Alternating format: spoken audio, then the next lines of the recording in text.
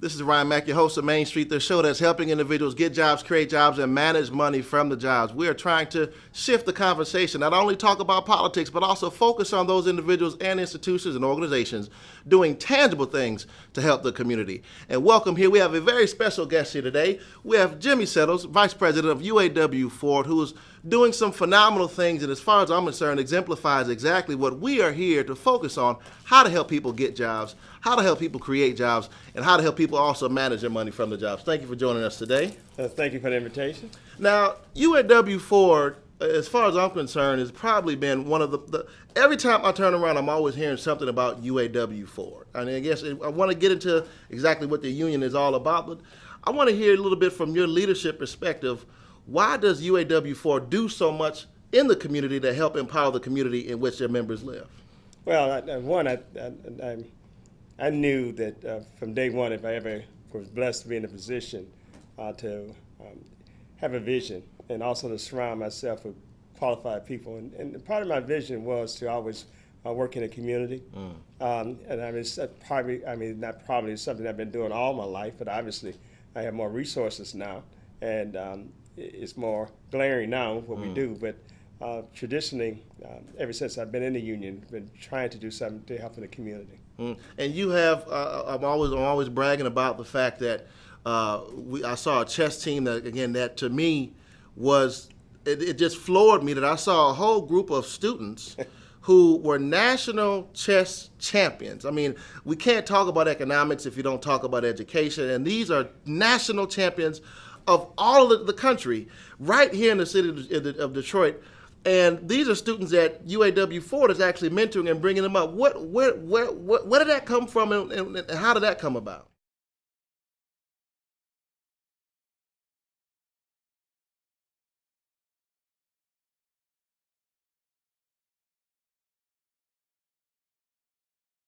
But you know what? I'm really glad you asked that question because I don't play chess. My kids played it when they were young. But about 16 years ago, I was approached by a young lady and asked me to meet a gentleman by the name of Kevin Fight. And that's really how it started. And I tell you, very, very interesting story about that. Kevin Fight had started this chess team at Durfee High School. And I said, man, where? Junior high, I'm sorry, not high school, junior high.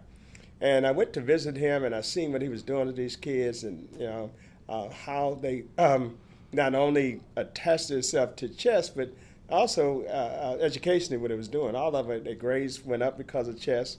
And I never forget when they first started, they were not that good. And in a year or two, they got very, very good. And I remember they qualified to go to the Nationals in Denver, Colorado. And they were like $25,000 short of going. And a gentleman that he's now deceased that was working with Mr. Fight put up his credit card. I'll never forget a phone call that he gave me. He said, Mr. Settles, I'm going to put this on my credit card because I know that you're going to be able to raise the money and pay my credit card. I had never met him. Wow. And, so we're going to these nationals and we're going to win it. And they went to nationals. I don't know if they came in third place, but they did a very good job. And I never forget worrying how in the heck I would get this money. And this guy would have it. I called all around the city for friends of mine, and when he got back, we were able to raise the money. And the rest of it is just real history. And Kevin Fight has continued to do it, and along the way, we've been a part of his association for the last 16 years. And it's probably one of the program that I'm most proud of because you can see the growth in kids. I mean, I sat at the table with these kids. They had 3.5, 3.6, 3.9, and they were all so articulate. They were all, I said, these are the future leaders of the city, and again, in a large part, and no small part, because of what UAW-FORD is doing.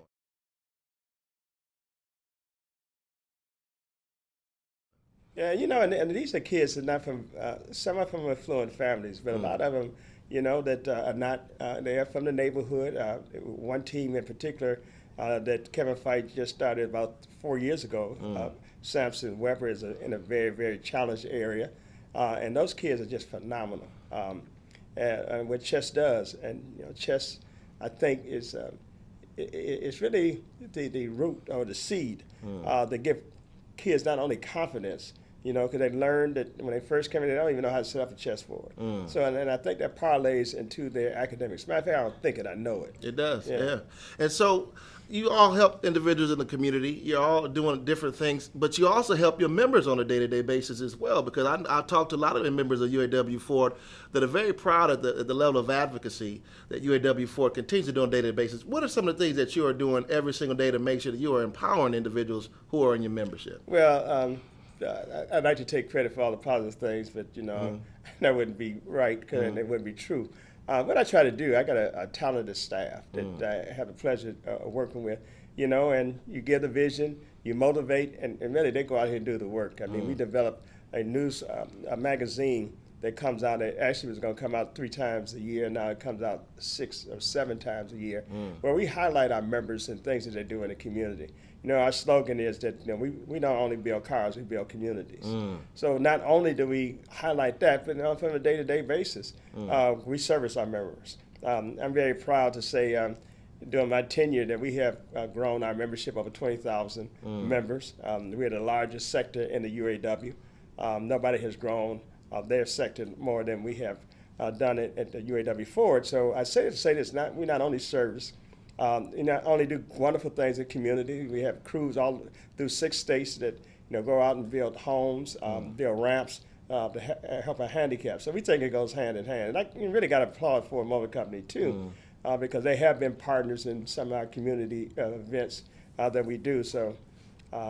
We try to do it all. That's what we're here for. So talk about some of the advantages of being a part of UAW-FORD, because many individuals are very narrow-minded. They don't know the full scope of what the union actually does to empower the individual. Talk about some of the services that you're providing for your members every single day. Well, we provide a litany of things, not only job protection, not only do we negotiate for their wages, but also health, safety, environment.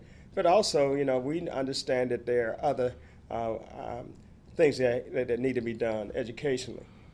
Educationally, we provide some monies for education, for tuition. We provide outstanding benefits for not only our members, but also for their family. We provide, as much as we possibly can, job security.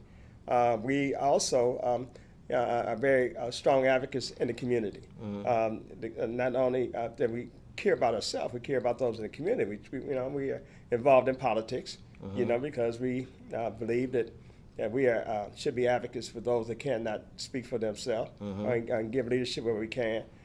So we do everything that everybody else does, And so from your perspective, I was raised by unions, and so I guess I could be biased, but from your perspective, how impactful is UAW and the union as a whole, and how necessary is it for the economy as a whole? Well, I think it's very necessary. Let me just tell you from my life experience. I'm the 2nd generation trade unionist, but the one thing and it's not what I actually thought I was going to do when I grow up, everything but this. But what really inspired me to be a trade unionist is because I don't care what race, creed, or color you come in, you are. When you come in, you're making the same amount of money as everybody else, whether you're male or female. And you have the same protections as everybody else. And just in a nutshell, that's what a union is about, is just treating people equally, equal pay, equal treatment. And also, part of the union function is to make certain that we can try to bring everybody else up, in society. We are also been one that we're very strong advocates back in the day about Social Security, Medicaid, Medicare, all these social programs that you have now. If you research it, it was the union that really fought for that. I never forget in my readings, when we first started talking about Social Security, they started saying that was something that socialists and communists did. Just like what President Obama did with the health care, that they tried to say that was something that, here you go, this socialist trying to do the right thing for people, and as you can see, I'm trying to dismantle it today, and I think that's something that's un-American. We talk about protecting people and have people having health care, and now as we can see, 45 is trying to reverse that, and with no replacement. You know, and the country is not outraged about it. So and union had been in the forefront of drum major of those type of activities, and that. I mean, as we're in Black History Month. I mean, civil rights movement. In particular, the UAW was in the forefront of this. Martin Luther King had visited us many, many times. As a matter of fact, our building down the street, the Dave Miller building, is where it was said that he penned "I Have a Dream" speech. Because matter of fact, I was blessed to be there with my dad in 1963. The first time he ever did it was right here in Detroit. I know it became popular in Washington, D.C., but it was those type of movements that the UAW has been at the forefront of. And so there was a meeting that I was involved with that I was really thankful that you all invited me to, because there has been a concern from many members that technology is eliminating jobs. But you all had the foresight to bring in MIT to have a very candid and a frank discussion about exactly how you can actually benefit and use and make sure that your members will be prepared to make sure they have the right skill set. Talk a little bit about that meeting with MIT, and then also talk about your perspective of how technology is impacting the lives of working people today. Yeah, let me just take the latter first. I think, we can't run from technology. It's here to stay, and in many instances it makes life better. But also it produces some jobs that are not existing today. And really that's with the partnership with MIT. I really stumbled into it. I really went to MIT on another subject about urban planning, and through this meeting, I met some people, and they were telling me, and I really thought those intellectuals were not really concerned about working people, and they really shocked me, because they were. We spent a whole day with them, and they were saying, convinced me that you need to be in front of this, and from that point on, I've been working hand in hand with them, and I think it's very, very important. I mean, we look at what's happening in the city of Detroit today. A lot of people knew that this growth was going to be here. Now we need an abundance of skilled tradesmen. And we don't have enough skilled tradesmen with all this unemployment in the city of Detroit to get them the jobs, because they're not qualified. Right. And I think that some of our leaders did not have the vision prior to, or didn't want the vision, whichever. And that's why we're in the situation that we're in today with all the unemployment. We should have been training people, because we've seen this shortage coming a long time ago. What do you think is the shortcoming? Where did people fall short in seeing this? And I guess what gave you the passion to be so much on the front end of it? Well, because you know what, like my kids say, the only reason I got the vision I got now because I'm so old. Right. Because I've seen this before. I've seen this happen before. I remember in the 60s, same thing happened then. There was a lot of shortage of skilled trades. There was the time doing automation, and they needed a lot of skilled trades, and people weren't not really qualified. And also I think it was a big myth out there. If you notice, some years ago, our leaders were saying that manufacturing is gone, that we're going to be a service industry. But those same people that are in power, I think, always want to make sure we're not ready for the next revolution and next change. And, we had the crisis we are today. And also, I think, too, if you look at, especially in the city of Detroit, our educational system, we are not getting adequate education. Our kids, you talk about chess are not taught in school. We have schools that don't even have music or art. That don't have gym, don't have recreation, and I think it's criminal. I'm just reading the other day at Mufford, they said 60% of their kids are not at 8th grade level, reading level. And but nobody, not enough people outraged about it. And then they wonder why we're not qualified for the jobs, because we don't have the proper education. You got classrooms with 40, 50 people, with 40 kids in it, and not getting the opportunity to get off some of that energy. Right. To do something different. In school, nothing to make your mind more creative. And that's what the arts do, in my opinion. And we don't have that. So, those are some of the negatives. And that's why we at UAW-FORD, we run Saturday at the D. We have over 1,000 kids every Saturday.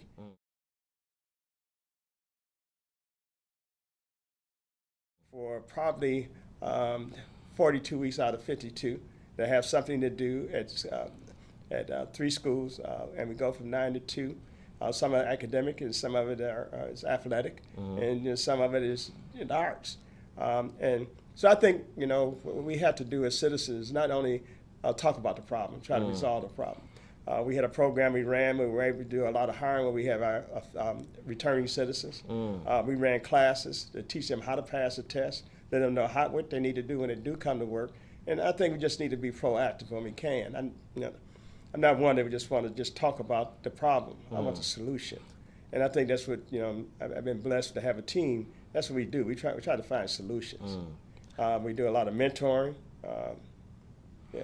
And so how does one get involved? I mean, there's a lot of ways to be involved, whether it be getting your students involved or your children involved in Saturday at the D, or actually trying to get signed up and be a member of UAW-FORD. How does one get involved and support your efforts or reach out to you and become a part of UAW-FORD? Well, simply just call us. We're listed, 313-926-5392. And, we try to, do as much as we can. Obviously, we can't do everything, but we, if we can't do it ourselves, at least we can put you in another direction.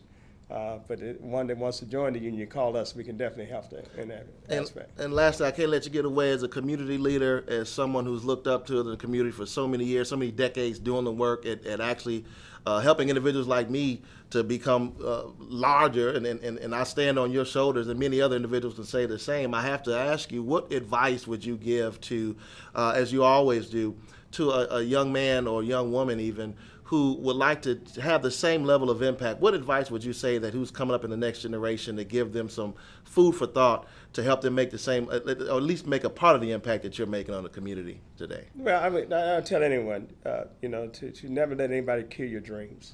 I never, it was time that when I got involved and when I'm in now, I always wanted to be in a position. There was times I never thought I'd be there, but it didn't stop me from doing whatever little I could do.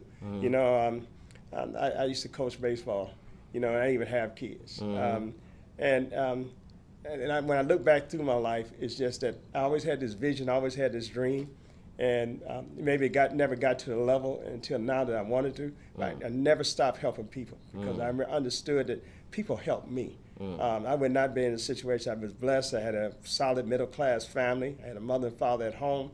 But I know that, it took many, many people to make me whatever I am today, or to keep me right, because my mother and father were with me every minute. But I know when I was 2 blocks away, there was somebody there that always had a kind word or made certain I didn't do the right thing. So I guess if I had to tell him, don't let anybody kill your dreams.